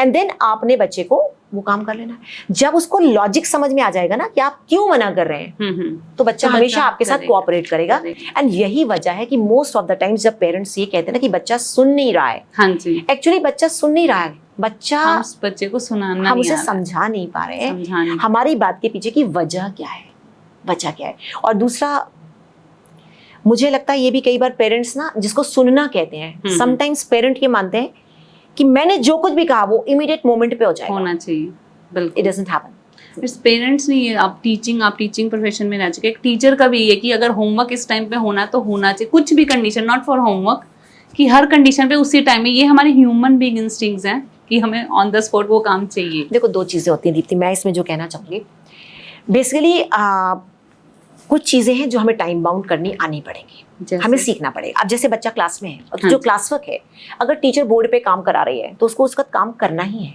उसमें आप चॉइस नहीं दे सकते हैं हाँ जी। कि जो मैं अभी यहाँ सिखा रही हूँ जिसको आपको मेरे करना साथ है। सीखना है बिल्कुल, वो आपको मेरे साथ ही करना सीखना है। पड़ेगा। Once I have given you this formula how you have to apply, now you have to practise. Now homework के लिए आप उतना टाइम के लिए रिजिडिटी नहीं शो करते हैं, हाँ। बट फॉर्मल सेटअप में आपको टाइम बाउंडेशन में काम देनी करना पड़ेगी। आना होता है, ये सिखाना पड़ता है टीचर को भी स्कूल में और घर में माँ बाप को भी सिखाना पड़ता है। नहीं, मे बी मेरे को लगता है कि अगर होमवर्क अगर हम बात करें तो मे बी बच्चा नहीं करके आया तो पहले हमें रीजन फाइंड आउट करना चाहिए कि उस बच्चे को प्रॉब्लम तो नहीं थी घर में, that's being human and compassionate with the children, but which is, patience बहुत कम है नहीं, वो नहीं, टीचर में। नहीं, मेरे को लगता है कॉर्पोरल पनिशमेंट होती इन रीजंस के कारण है। हमने अपना टॉपिक थोड़ा सा टीचिंग पे ले आए।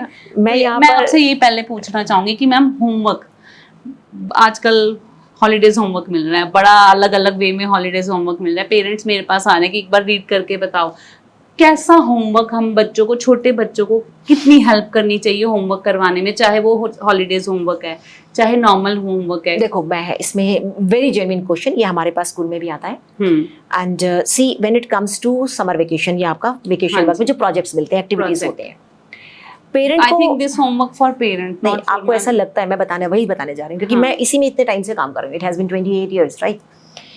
पेरेंट को कहीं ना कहीं ये लगता है कि इस प्रोजेक्ट के नंबर लगेंगे, अच्छा जी, तो पेरेंट उस काम को खुद करना चाहता है।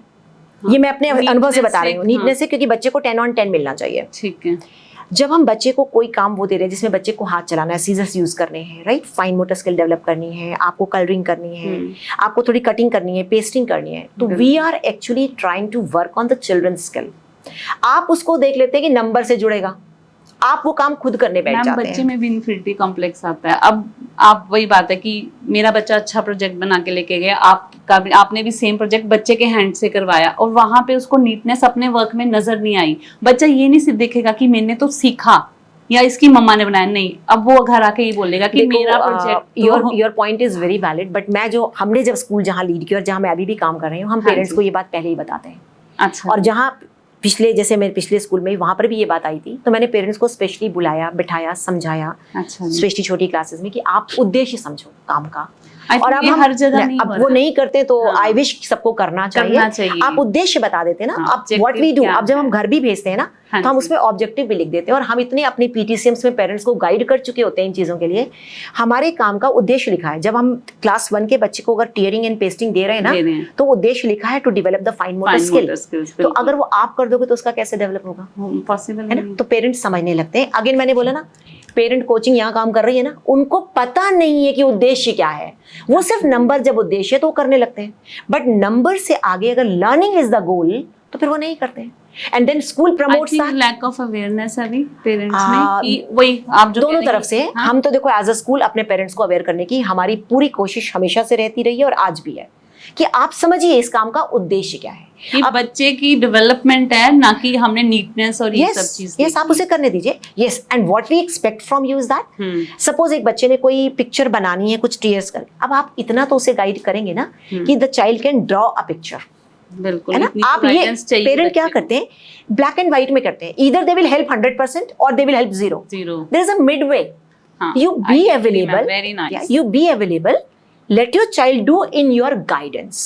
बिल्कुल। and अब ये जो आप ये गाइडेंस बात है, बिल्कुल सही बोली आपने कि पेरेंट्स या तो 100% देंगे या 0%, एक मिड वे नहीं है midway। उनका। तो अब जब आप उसको गाइडेंस दे रहे हैं, तो दो चीजें देखिए, हम बात करें ना कनेक्टेड पेरेंटिंग्स की, हाँ जी, कनेक्शंस कहाँ बनेंगे, कनेक्शन बच्चे को ट्यूशन पे भेज के तो नहीं बनेंगे। नहीं। जब आप अपने बच्चे के साथ बैठते हैं तो आप ये, और कनेक्शन के लिए हमें चाहिए होता है कॉमन कॉन्टेक्स्ट जिसपे हम सेम तरीके से सोच सके, बात कर सकें। अच्छा हम जी। प्ले क्यों कहते हैं? Play is the best way to connect with children. आप सेम लेवल पे खेलते हैं, फाइन। आप सिंगिंग करते हैं, डांसिंग करते हैं, क्यों करते हैं? आप सेम लेवल पे काम कर रहे हैं।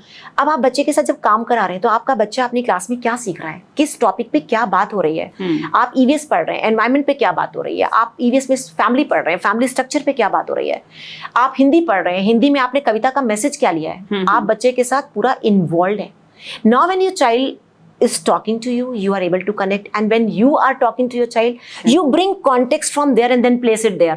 तो पढ़ाई लिखाई बच्चों को कराना was never such complex thing जितना आज ये बन गया है। पेरेंट तो ले रहे हैं मैम इसको, कॉम्प्लेक्स ले रहे से हैं भी, अब मैं कहती हूँ छोटा वर्ड है वो तो है, ये बहुत बिग बर्डन मान रहे हैं। इतना कॉम्प्लेक्स था नहीं। The idea of the homework was to reinforce the concept done in the class and then to keep the parents in the loop. To loop. And जैसे ही आपका बच्चा 3rd 4th तक आ जाता है और आपके बच्चे की हैबिट एस्टैब्लिश हो चुकी होती है होमवर्क की, अब आपको बच्चे को सिर्फ ये देखना होता है वो बैठता है और काम करता है या नहीं। अब पेरेंट को वहां भी प्रॉब्लम है, उन्हें ये कि 100% होमवर्क सही जाना चाहिए। प्लीज थोड़ा बच्चे को अपने आप से करने दो, क्लूज देने दो। अगर गलत जाएगा, फीडिंग नहीं चाहिए। एज अ टीचर हम ये देख रहे होते हैं जब हमने कोई कॉन्सेप्ट कराया है, उस कॉन्सेप्ट का जब हमने होमवर्क दिया है, हम ये देख रहे हैं कि हमने जो क्लास में पढ़ाया था वो समझ आ गया कि नहीं। अगर नहीं समझ में आया तो हम क्लास में दोबारा लेंगे। हाँ जी। अब अगर सारे ही पेरेंट्स ने पॉजिटिव आ रही है तो सारे ही पेरेंट्स ने 100% करा के भेज दिया है तो हमें तो लग रहा है कौन से बच्चे को आ रहा है। अब हमें वो टेस्ट में दिखता है कि बच्चे को नहीं आ रहा। तो आप बच्चे को होमवर्क करने दो, आप सिर्फ अवेलेबल रहो। आपको लगे कि उसने बिल्कुल ए का जी कर दिया, आप उसको बताओ बेटा नहीं ये करना था, पर क्या करना था, हमें कैसे करना था मत बताओ। ठीक है जी, आपको लगा कि क्या करना है, बस आपको लगा भाई पिक्चर बनानी थी, ये कहा गया कि पिक्चर बनाओ लायन की, आपने पिक्चर बना दी एलिफेंट की, तो आप उसको ये कह सकते हैं बेबी आपको एलिफेंट की नहीं, आपको लायन की पिक्चर बनानी थी। पर अब लायन की पिक्चर में एक टांग बड़ी करता है एक छोटी करता, करने दो ना। I am just giving an example, right? Same it can apply to any subject, English, Hindi, maths, it can apply to any subject. हाँ, वो अपनी गलतियां करके ही सीखेगा। और हमें पता कैसे चलेगा? As teacher we are looking forward कि हमें बच्चे का पता चले उसे कॉन्सेप्ट एस्टैब्लिश हुआ कि नहीं हुआ। बिल्कुल, आप ये तो आपने सच में बहुत बड़ी तो होमवर्क के लिए मेरा तो हमेशा पेरेंट्स को रिकमेंडेशन रहता है कि आप इन्वॉल्व हुए, जैसे जैसे बच्चे बड़ी क्लास में जाएं आप थोड़ा विड्रॉ कर लें, बट आप ये जरूर इंश्योर करें कि आपके बच्चे ने होमवर्क पूरा किया है, होमवर्क पूरा किया है। किस वे में की है, कैसे है, वो टीचर देखेंगे। And most good meaning school, well meaning school, effective schools वो ये करते हैं काम, पर्पस ये होमवर्क का चेक करने का। बिल्कुल सही मैम, आई एग्री। अब मैं जो नेक्स्ट मेरा है कि आजकल मैम सिबलिंग फाइट बहुत हो रही है, सिबलिंग फाइट, तो उसमें पेरेंट्स का क्या रोल होना चाहिए उनको? अब अगर हम बड़े बच्चे को डांटेंगे तो वो बोलेगा मेरे साथ कहीं ना कहीं डिस्क्रिमिनेशन हो रहा है, अगर छोटे को डांटे तो वो मुझे प्यार नहीं करते तो किस लेवल तक पेरेंट्स को इस प्रॉब्लम को हैंडल करना चाहिए? देखो मेरा ये मानना है कि सिबलिंग राइवलरी की जो बात है ये एक बड़ा नेचुरल फिनोमेना है, बड़ा नेचुरल फिनोमेना, और इसको समझने की कोशिश अगेन करना एक छोटे बच्चे की उससे। जब आपका पहला बच्चा घर में होता है और अभी दूसरा नहीं है, और दूसरा बच्चा 4 साल बाद आ रहा है, 8 साल बाद आ रहा है, 2 साल बाद आ रहा है, वो 2 ड्यूरेशन 2 साल 4 साल 8 साल, पहला बच्चा was the centre of your attraction, center of your attraction भी है। Now when the younger sibling comes, when the younger sibling arrives, जब छोटा बच्चा घर में आता है, अब क्या हो रहा है? आपका सारा अटेंशन छोटे बच्चे पे है। जो 2 साल वाला बच्चा है, चाहे वो 8 साल वाला बच्चा है, उसकी जगह छिन गई, जगह छिन गई। बिल्कुल। आपकी सिबलिंग राइवलरी एक बड़ा रियलिस्टिक कॉन्सेप्ट है और रियल लाइफ में होता है, लेकिन आप अपने बच्चे को थोड़ा तैयार कर सकते हैं। जैसे आपके घर में छोटा बच्चा आने वाला है तो आप उसको तैयार करेंगे ना कि आपका भाई बहन जो भी हम वही कहते हैं, मेंटली प्रिपेयर करेंगे। और फिर दूसरा, बच्चा समझेगा लेकिन बच्चा अभी पूरा नहीं समझेगा। व्हाई? देखो हम जब 14 साल के होते हैं ना तो हमें हमारे पेरेंट का कंसर्न एक ऊंची आवाज में भी समझ में आता है कि ये they mean goodness, they mean wellness for us, उनका इंटेंशन हमारे लिए सही है। बिल्कुल। लेकिन जब हम 4 साल के होते हैं ना तो उनकी ऊंची आवाज से हम डर के ना रोने लग जाते हैं। हाँ। और 14 साल वाला बच्चा भी एक बार नहीं समझता, पर जब हम खुद माँ बाप बनते हैं या हम 22-24 के होते हैं, हमें समझ में आता है ना हमारा इंटेंशन अच्छा है, पर आपका इंटेंशन का एक्सप्रेशन क्या है। अब छोटे बच्चे के लिए love means hugging, cuddling, kissing, playing around. अब उसको तो करते नहीं हो, छोटे वाले को कर रहे हो। अच्छा, छोटे की तो नीड है, वो तो सर्वाइव ही नहीं करेगा, वो लैग कर गया, उसको नहीं कर रहे हो। तो what I recommend to the parents is that कि आपको क्या करना होता है, छोटे वाले को गोदी चाहिए, सो रहा है मान लो गोदी में है, उसे ज़रूरत है, कोई उसे देखे, पेट भरा है, तो कोई ना कोई तो हमारे पास हेल्प होता है। उसको किसी और को पकड़ा दो, लेकिन दिन में कम से कम 2 बार उसको भी बड़े बच्चे को पूरा वैसे ही प्यार कर लो जैसे उस छोटे के आने से पहले करते थे। Dear time we can say Dear कि time. हाँ। सेकंड थिंग, उस बड़े वाले को छोटे बच्चे की परवरिश में इंगेज कर लो। अच्छा जी, लाइक कैसे? लाइक आपका छोटा बच्चा है, हाँ देखो अब जी। तो चीजें बहुत बदल गई हैं, अब सारे बच्चे डायपर्स पे बड़े हाँ, होते हैं। हाँ, हाँ, बिल्कुल। हमारे टाइम पे तो नैपीज होती होते थी, थे, राइट? हाँ जी। But there are 100 other things, like आपको बच्चे के लिए कोई सामान लाना है, उसके लिए अच्छा। पानी की बोतल लानी है, उसकी शीट लानी है, उसका कोई सामान उठा के लाना है, या धोकर आया है सामान, हाँ जी, तो हम उसको फोल्ड करते हैं ना, रीअरेंज करते हैं, उसको इन्वॉल्व करो ना। हाँ, 2 साल का है तो शायद नहीं कर पाएगा, पर 3, 3.5, 4 साल वाले बच्चा बच्चे समझ इंगेज कर लेते हैं। तो आप उनको बोलो कि ये सामान लगाओ, जो भी बच्चा है छोटा, कि दीदी है, भैया है, व्हाटएवर नेम, कि आप इसका सामान लगाओ और उसको इंगेज करो, तो उसका भी ऑक्सीटोसिन फ्लो करेगा ना थोड़ा सा, बिल्कुल। प्यार भाई बहन के लिए। आएगी। तो उसको इंगेज करो, और दूसरा उसको उसके हिस्से का लव कडलिंग जरूर दो, क्योंकि उसके लिए प्यार की परिभाषा अभी फिजिकल वाली। शायद वही पेरेंट्स लैक कर रहे हैं कि वो अवॉइड करते हैं दैट टाइम, और बच्चा वहां पे अपने आप को अलोन फील करता है। हाँ, एंड सेकंड थिंग, हाँ जी। छोटा बड़ा होना रिलेटिव है ना। हाँ। ये छोटा बच्चा जो 3 साल का था, उसके आने से पहले बिल्कुल छोटा था, और जैसे ही छोटा वाला आता है आप उसको बिल्कुल कहते हैं तुम तो बड़ा है ना, हाँ, तू तो बड़ा है चीज ना। में। अरे कितना अगर बड़ा है, गेम बॉल उसको दे दे, तू तो बड़ा है ना, उसको खेलने दे। कितना हर बड़ा, चीज में, कितना हाँ। बड़ा है। शायद पेरेंट नहीं सोचते। नहीं, ये समझना बहुत जरूरी है। ये एक बड़ा रिलेटिव कॉन्सेप्ट है, अच्छा है ना। आपका एक बच्चा 10 साल का और एक बच्चा 1 साल का है, हाँ जी। वो बड़ा है, लेकिन 10 साल वाले की अपनी नीड तो अभी आपसे है ना। हाँ, आपने उसको तो वहीं स्टॉप कर दिया ना। उसकी नीड आपसे, उसकी जो इमोशनल नीड्स थी, सपोर्ट नीड्स थी, और जो थोड़ी फिजिकल नीड्स भी होती है ना, आप हग करते किस करते, उस एज में बच्चे को जरूरत वो पूरी तो नहीं हुई है। तो आप ये कैसे कह सकते हैं कि तू बड़ा हो गया, अब तेरी नीड्स ही खत्म हो गई। तो उसकी नीड पूरी करते चलिए, और उसको छोटे बच्चे के पालन पोषण में इंगेज कर लीजिए। बच्चे बहुत अच्छा जेल करते हैं, तो फिर आपको सिबलिंग राइवलरी ऐसे नहीं दिखती कि वो एक दूसरे को बिल्कुल पसंद ही नहीं करेंगे, छोटी मोटी कभी रहेगी, वो तो पार्ट ऑफ लाइफ है, वो जरूरी भी है एक अच्छा बॉन्ड बनाने के लिए। 2 बर्तन वो खड़के, which is acceptable। वो तो है कि मैम, मैं ये पर्सनल पूछना चाहूंगी कि मेरा एक 2 साल का बच्चा है, 4 साल, बल्कि पेरेंट्स का कम गैप पे अगर है, हम अपब्रिंगिंग कर रहे हैं, तो उसमें बीइंग अ पेरेंट मुझे मैनेजमेंट कैसे करनी चाहिए कि मैं किस टाइम किस बच्चे को मैनेज कर पाऊंगी, क्योंकि एज ड्यूरेशन बहुत कम है। देखो इसमें क्या करना है, आपका एक बच्चा 4 साल का और एक बच्चा 2 साल का है, हाँ जी, तो उनकी क्या एक्टिविटीज भी आई थिंक सेम होंगी, तो आपको उन दोनों को ही अटेंड करना है। आप ये नहीं कर सकते कि जब मैं ए को अटेंड करी तो मैं बी को अटेंड नहीं कर रही हूँ, मैं बी को अटेंड करी तो मैं ए को अटेंड नहीं कर रही हूँ। आप उनको साइमल्टेनियसली अटेंड कर रहे हो। कैसे मैं? अब जैसे अब 2 साल का बच्चा अगर है, तो if I think like this, play time है, हाँ जी, तो हो सकता है कि उसको होमवर्क करना हो, हाँ, क्योंकि स्कूल जाने लग गया और इसका होमवर्क नहीं हुआ। बट जब मैं उसको होमवर्क लेके बैठा रही हूँ, तो मैं इसको साथ में कुछ ड्राइंग पकड़ा सकती हूँ ना। चलो भी वो छोटा है 8 मंथ का, फिर 8 मंथ्स का, तो कोई नहीं, हम साथ लेके बैठेंगे, हम उसे लेकर बैठेंगे। तो कहीं ना कहीं बच्चे में मैम वो चीज नहीं आती ना कि अगर मैं होमवर्क भी करवा रही हूँ तो मैं 100% नहीं दे पाऊंगी। तो अगर आप 100% नहीं भी दे पाएंगे तो आप 80% तो देंगे ना। आप अवेलेबल तो है ना।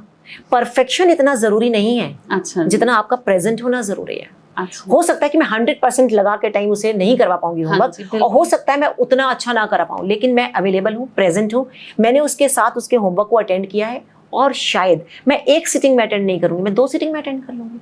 और छोटे की नीड आ गई, ये हो सकता है, इसे भूख लग गई, गुड वे ना, उसको भूख लग गई, तो मैं 2 सिटिंग में अटेंड कर लूंगी। पर मैं ये नहीं करूंगी। आई थिंक स्टर्बन हो जाते हैं कि 1 सिटिंग में वी हैव टू कंप्लीट, अपने आप को भी वो एक टाइम लिमिट दे देते हैं, तो उसमें कहीं देखो मैं आपको ना यहाँ ये जरूर बताना चाहूंगी कि ये जो छोटे बच्चे हैं ना, इनका अटेंशन स्पैन बहुत कम होता है। तो पेरेंट्स को जो शिकायत है ना कि होमवर्क पे बैठते नहीं है, हाँ जी, आप उम्मीद करते हो कि एक 4 साल का बच्चा 1 घंटा बैठ जाए, बैठ ही नहीं सकता।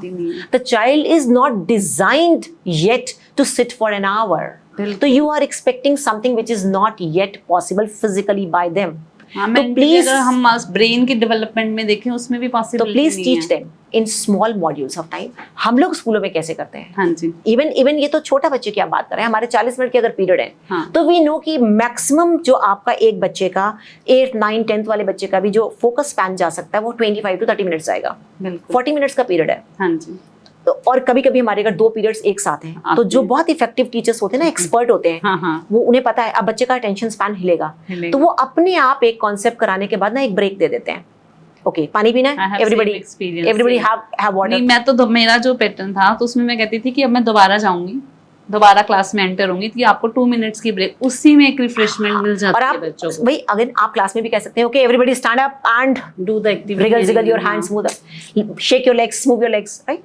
तो ये आप उम्र के साथ सीखते हैं कि आप एक बार में 1 घंटे का स्पैन ले ही नहीं सकते हैं, तो हम वहाँ ब्रेक कर लेते हैं। तो द सेम अप्लाइज। को ये कॉन्सेप्ट ही नहीं है कि हमारा जो माइंड है कितने टाइम तक फोकस कर सकता है। 30 to 35 मिनट्स है कि हम पर्टिकुलर। दीप्ति पता है क्या है, मेरा ये मानना है कि हर चीज के लिए ना हमें हर चीज की पढ़ाई करनी नहीं जरूरी होती है। हाँ जी, है ना, बिल्कुल। हमें थोड़ा सा अपना कहीं ना कहीं अपना इंट्यूशन एंड कॉमन सेंस भी लगाना होता है। मुझे दिख रहा है ना मेरे बच्चे का 15-20 मिनट के बाद अब अटेंशन हिल गया है, हाँ। अब मैं क्यों उसे फोर्स कर रही हूँ? पर मैम हम तो वरीड हो जाते हैं अगर हमारे बच्चे का 15 से 20 मिनट का नहीं है उसका सिटिंग टाइम, तो मेरे को तो एंग्जाइटी हो जाएगी कि मेरे बच्चा तो कुछ कर ही नहीं पाएगा जब ये बैठ ही नहीं पा रहा है। बीइंग अ पेरेंट अगर हम फिर जब आपको एंग्जाइटी होगी तो फिर आप कोई हमारे जैसे किसी पेरेंट कोच के पास आओगे फिर हम बताएंगे। तभी मैं अपनी ऑडियंस को बताना चाहूंगी ना कि कैसे इस सिचुएशन फिर हम बताएंगे अगर आपको एंग्जाइटी ही मैम मुझे एग्रेशन शो करने के लिए मजबूर करेगी। मैं आपको समझती हूँ पूरा, मैं समझती हूँ, that's what I am saying, कि अगर आप अपने इंट्यूशन और कॉमन सेंस से चीज पकड़ पा रहे हैं, वेरी गुड, बट अगर आप ओवर थिंकिंग में चले गए, why I understand it's cut throat competition outside word is very very, I mean to say आज वो आसान नहीं रही चीजें, है ना, कट थ्रोट कंपटीशन है। एंड कंपटीशन अपनी जगह रख दो, फोमो इतना ज्यादा है, हाँ जी, मेरा बच्चा किसी चीज से पीछे न रह जाए। अभी छुट्टियां बाद में शुरू होती हैं, हमें स्कूल के प्रोजेक्ट से तो प्रॉब्लम आ रही है, लेकिन हम चार क्लासेस हम और ज्वाइन करा देते हैं कि मेरा बच्चा छूट जाएगा किसी चीज में, स्विमिंग, डांसिंग, छूट जाएगा, ड्राइंग, बिल्कुल। तो व्हाट आई मीन टू से इज दैट कि इट्स नॉट दैट कि आपका बच्चा किसी चीज से छूट जाएगा, जस्ट आपको एज अप्रोप्रिएट जो सही है वो सहज स्वभाव करते रहो। बच्चे सब सीख रहे हो, दौड़ में मत लगाओ। एंड जब आप यहाँ से ड्रिवन हो जाते हो फोमो से, है ना, तो आपकी वो वैल्यू तो आपके बच्चे ने वैसे ही कैच कर ली। अब वो जब आगे जा रहा है तो वो तो आपसे भी डबल फोमो में जीने वाला है, बिल्कुल। तो फिर जब हम बात करते हैं पीयर प्रेशर आ जाता है एंड ऑल दैट, ये कहाँ से आ रहा है? और ये रीजंस तो वही, रूट्स तो वही रही है ना। तो हमें सबसे पहले अपने आप से बात करनी है, and I believe parents need to invest a lot in themselves to understand actually what is needed। आप चाहते क्या है जिंदगी के लिए? कोई गोल है, कुछ है? उनका बच्चा ड्राइंग क्लास जा रहा है, मेरा भी ड्राइंग क्लास जाएगा, तो there is a whole concept of multiple intelligence. जरूरी थोड़ी बच्चे का इंटरेस्ट ना हो आपके बच्चे का, there is a whole concept of multiple intelligence. आपके बच्चे का मल्टीपल इंटेलिजेंस शायद ड्राइंग क्लास का ना हो के शायद आपके बच्चे का किसी स्पोर्ट्स का हो, तो आपने वो तो आइडेंटिफाई नहीं किया, कोई आइडेंटिफाई नहीं किया, और आपने सबको सेम साइज फिट कराना शुरू कर दिया, बोट में बिठा दिया, चल तू। नहीं चलेगा। तो आप कोई भी डिसीजन इसलिए मत लें कि बाकी 4 बच्चे जा रहे हैं तो मेरा बच्चा भी जाना चाहिए। There are few things which everybody has to learn, right? अगर मैं बोलूँ as a mother, as a teacher, as a parent coach, as an educator, तो मैं कहूँगी कि भाई देखो, हर बच्चे को अपने लिए खाना बनाना, अपनी सफाई करना, अपने कपड़े धोना, अपनी जगह साफ रखना, ये बेसिक लाइफ सर्वाइवल स्किल्स हैं। चाहे वो गर्ल है, चाहे वो anybody, gender has means I mean to say कि ये होता है ना कि प्यास, तो अगर सफाई है तो वो, या खाना बनाना है तो वो एक फीमेल का काम है। Do you really think कि hunger and thirst they have gender? ये I think सब नहीं समझते, कोई जेंडर नहीं है। नहीं समझते, ये हमारी नीड्स है, शरीर की नीड्स है, वो चाहे मेल है चाहे फीमेल है, they have no genders, right? तो ये जरूर बच्चों को कराना है। तो आप बच्चों को छुट्टियों में अपने साथ इंगेज करिए। एंड अब पेरेंट को लगता है कि हम इसको सब्जी काटने को कैसे दे दें, तो कौन कह रहा है कि आप शार्प वाला नाइफ दे दीजिए? There are blunt knives, and then you don't give them something which is very hard to cut. You दे सकते हैं, मटर दे सकते हैं, you give something small to something soft to chop with a knife which is not very sharp but blunt. The child is trying slowly and gradually, the child will get the control over the fingers, and कितना force लगाना है, कितना pressure लगाना है, बच्चा सीख जाएगा, skills develop होंगी काफी। एक्चुअली हमने ना जो कुछ जरूरी था वो छोड़ दिया है, और जो नहीं जरूरी था उसके पीछे हम भाग रहे हैं। तो रुकना पड़ेगा, सोचना पड़ेगा, अपने गोल्स दोबारा हमें रीअलाइन करना पड़ेगा कि हम किधर चल पड़े हैं और क्यों चल पड़े। तो मेरा तो ये मानना। नहीं मैम, सच में बहुत कुछ मेरे को सीखने को मिला है आपसे। बीइंग अ पेरेंट मैं भी अप्लाई करूंगी अपनी पेरेंटिंग में, और जहां मुझे जरूरत पड़ेगी then I will take the class from you any time. बहुत कुछ बड़ा इंटरेस्टिंग हमारा पॉडकास्ट गया है। मुझे लगता है कि बीइंग अ पेरेंट को भी आपने बहुत अच्छी गाइडेंस दी है, चाहे वो रीडिंग के रिगार्डिंग थी, चाहे वो कनेक्टिविटी के रिगार्डिंग थी। तो ओवरऑल आई रियली अगेन मैं आपको थैंक्स कहना चाहूंगी कि आपने इतनी अच्छी नॉलेज के साथ मेरी ऑडियंस को आपने एंटरटेन किया है. Thank you so much for And thank you very much, Deepti. But before I close, before Yeah. we sign off, I would love to emphasize on one thing, because so many young parents might be listening to us. Self-care. या being a busy parents हम अपनी self care को कैसे priority दे सकते हैं? See, Deepti. अभी तो शादी हुई 28 में हो गई है. अब शादी के बाद प्रोफेशनल मैंने किया, प्रोफेशनल के बाद मेरे पास मैं एज अ पेरेंट मैं बन चुकी हूँ, तो उसमें कहीं ना कहीं हम खुद को तो खो ही देते हैं ma'am. When you ask about self-care, what हाँ. I would love to say, Deepti, is that, you know, self-care is all about priority. If we do not prioritize, अच्छा, so we run as the life wishes us to go. But when ma'am, we prioritize, parent की priorities उस time बच्चा ही रह जाता है. अभी recent घर पे कोई न्यू बेबी आया है तो और फर्स्ट बेबी है तो पेरेंट के लिए तो वो बहुत बड़ी बात है. तो उसमें चाहे वो मे बी इसमें सफर ज्यादा मदर करती है कि वो अपना मेकअप एंड ऑल, उसकी प्रायोरिटी अब मेरा बच्चा है. तो देखो मैं अगेन फिर मैं कह रही हूँ प्रायोरिटी. अब सेल्फ केयर हम क्या समझते हैं? आपने चूंकि बालों की बात करी, मेकअप की बात करी, अपने अपने ग्रूमिंग की बात भी करी, राइट? प्रायोरिटी. तो अगर मैं एक्चुअली मुझे आपकी बालों से ही याद आ गया. हाँ जी. जब मेरी बड़ी वाली बेटी हुई, I had this long hair. उसके पहले बर्थडे से पहले मैंने अपने बाल इतने करा दिए थे. क्यों करवाए? क्योंकि मेरे पास वक्त नहीं था कि मैं बालों को नरिश कर सकूं. But since my child was my priority, तो I was happy taking this decision. If I have to choose between my hair and my child, what will I choose? My child. I chose that. Since I am choosing it out of my own personal choice, will I regret it or will I be happy about it? I'll be happy about it. That is self-care. I prioritized. I didn't want to go into both the things. क्योंकि मेरे को Sunday को भी नहीं वक्त लगता था कि मैं बालों को नरिश कर लूं. तो मुझे यही समझ में आया कि कटाओ इनको. अच्छा जी. तो सेल्फ केयर मीन क्या करती है? Everybody has a different concept of self care. हाँ जी. मेरे लिए सेल्फ केयर का मतलब ये है कि जो काम करके मैं खुश हूँ, हैप्पी हूँ, सेल्फ सेटिस्फाइड हूँ, वो मेरे लिए सेल्फ केयर है. मुझे पढ़ना अच्छा लगता है, मेरे को अपने लिए रोज 1 घंटा पढ़ने के लिए निकालना है. तो आप बीइंग अ न्यू पेरेंट, मैं रीडिंग टाइम निकाल पाऊंगी क्योंकि मैंने उसको बार बार वो बच्चे को फीड भी देना है या कुछ भी, तो उसमें मैनेजमेंट पॉसिबल. देखो क्या होता है, this is not only for the new parent. मेरी तो नींद नहीं पूरी हो पा रही है. लाइफ के हम स्पेक्ट्रम पे होते हैं. जब हम एक बहुत ही जब बिल्कुल जिसे कहते हैं ना कि बच्चा होने के तुरंत बाद के जो 2-4 महीने होते हैं, हाँ जी, वहाँ बच्चे को हमारी बहुत ज्यादा जरूरत होती है और वहाँ पे शायद हम अपने आप को मेंटली प्रिपेयर करके समर्पित भी करते हैं. हाँ, बिल्कुल. वो 3-4 महीने. और आपको साइंटिफिकली तो मैं नहीं जानती, पर आई बिलीव यहाँ कट लगा लेना यहाँ पे. I would love to say कि उस वक्त पे आपका शरीर भी इतना नहीं होता है स्ट्रॉन्ग कि आप 1 घंटा पढ़ने में लगाएं, किताबों को बारीक पढ़ें या आप टीवी देखें. तो हम लोग चूंकि अगेन मैंने बोला ना, मेरे और आपके जनरेशन में बहुत फर्क है. तो हमें तो हमारी मम्मी ने, मदर इन लॉ ने, उन्होंने बिल्कुल प्यार से समझाया था कि बेटा आप कोई भी आंखों से गहरा काम जिसके आंखों नहीं करेंगे, आपकी आंखें वीक हो जाएंगी. तो हमने माना, पर वो 2-3 महीने के लिए था ना, तो वो तो हम मेंटली प्रिपेयर्ड ही होते हैं. अब उसके बाद जब बच्चे के साथ आप लाइफ में आ जाते हैं, अब लाइफ हो गई, अब रूटीन है, खाना भी बनेगा, बच्चा भी केयर करेंगे, आप काम पे भी जाएंगे.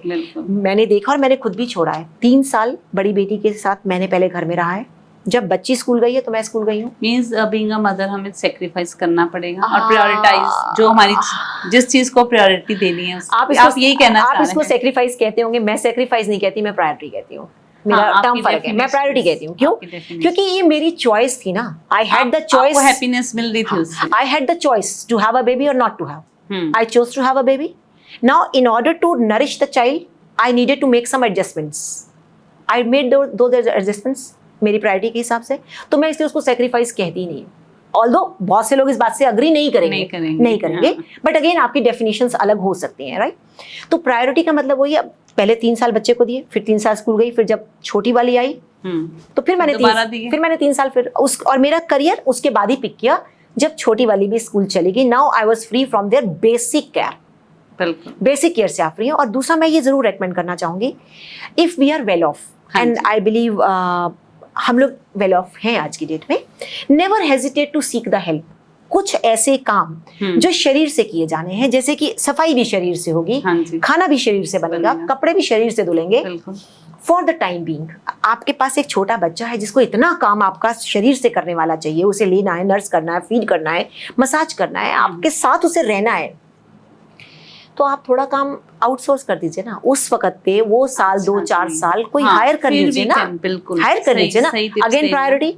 अब कोई इसमें ये मुझे अक्सर लोग काउंटर कर देते हैं कि मैम इतना पैसा नहीं होता, हाँ। तो फिर मेरा कहना है प्रायोरिटी, मैं 2 सूट कम पहन लूंगी, बिल्कुल every month if I am कहीं और से परचेजिंग हम मैं 2 उसको दे सूट कम देंगे। पहन लूंगी, और मैं 2 सूट, जो मेरे 2 सूट का पैसा, उससे मैं एक मेड हायर कर लूंगी, एक असिस्टेंट हायर कर लूंगी, एक हेल्प हायर कर लूंगी कि जो मेरे 4 घंटे के फिजिकल काम निकाल दे। तो बिल्कुल मेरे पास सही बच्चे के लिए वक्त है, है, अपने लिए खुद वक्त के है लिए भी है ना। है। तो प्रायोरिटीज को, ये mid way I think better है कि हम ओवरबर्डन खुद को करके इस तरह और का दूसरा कुछ मैं बताऊं क्या है, हमारा एक सामाजिक आदत हो गई है, हम्म, हम लोग प्रॉब्लम स्टेटमेंट्स देते हैं, हाँ, हम सॉल्यूशन स्टेटमेंट पे नहीं जाते हैं। तो मेरा Solution फोकस पूरा statement सॉल्यूशन स्टेटमेंट पे, तो ये प्रॉब्लम है, I understand, this is everyone's problem, दोस कुछ ऐसा प्लान करेंगे कि सेकंड सेशन में हम कुछ और अच्छा डिस्कस करें, जिससे हम पेरेंट्स नहीं कह रहे हैं कि हम वो अपनी नॉलेज, जो अपनी सेल्फ एक्सपीरियंस हम दूसरों तक पहुंचा सकें। एंड मुझे लगता है कि शेयरिंग इज लर्निंग अगेन। मैं भी बहुत लोगों के सेशन सुनती हूँ, अटेंड करती हूँ, लाइव भी जाती हूँ, ऑनलाइन भी करती हूँ, because again learn, unlearn, relearn. तो लर्निंग के लिए बैठना तो पड़ेगा, रीलर्न के लिए कहीं उस ग्रुप में, उस माइंडसेट के लोगों के साथ, उस कम्युनिटी में जहां आपको वो चीज़ें एम्पावर करें, बैठना तो पड़ेगा ना। और आप जो कुछ भी सोचते हैं वो टोटली उस चीज़ से आ रहा होता है कि आप क्या सुनते हैं, क्या पढ़ते हैं, किन लोगों की संगत में बैठते हैं, वो इफेक्ट करती है। वैसे ही आपका माइंडसेट, पर्सनैलिटी भी वैसी आप वैसे ही आपका बिल्कुल, mindset। I agree ma'am. सच में ma'am, thank you so much.